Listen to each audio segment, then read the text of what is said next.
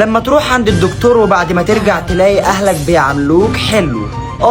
بقول لك يا ابويا انا حاسس اني تعبان قوي ودايخ. لا والله. طب استنى اسال امك. بقول لك يا وليه الواد خاب بيقول لي انه تعبان قوي، نروح نكشف له؟ مش عارفه يا اخويا والله، اصل ده مش ميعادها. هي مين دي؟ لا ولا حاجه، نروح نكشف له احسن.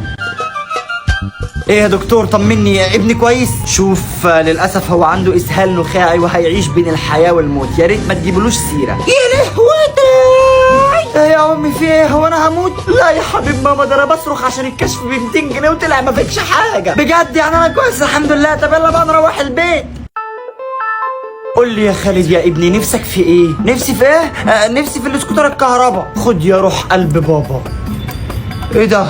في حاجة غريبة. خالد يا ضنايا اعمل لك مكرونة بشاميل؟ لا لا لا لا لا لا، انت كويسة يا امي؟ تحب تنزل تلعب بلي مع صحابك؟ الله، تتكلمي بجد؟ انت بتحب تروح السايبر وتلعب ميدل صح؟ ايوه بس الساعة ب 12 جنيه. خد دي يا نور عيني، روح العب بيها.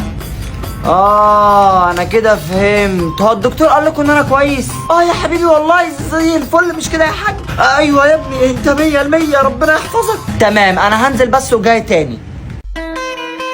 بقول لك يا دكتور، انا امي وابويا قالوا لي على كل حاجه. يا ولاد ده انا قلت لهم ما يقولولكش انك عندك اسهال نخاعي. اسهال نخاعي؟ ايوه اسهال نخاعي. خدتك على دراعي.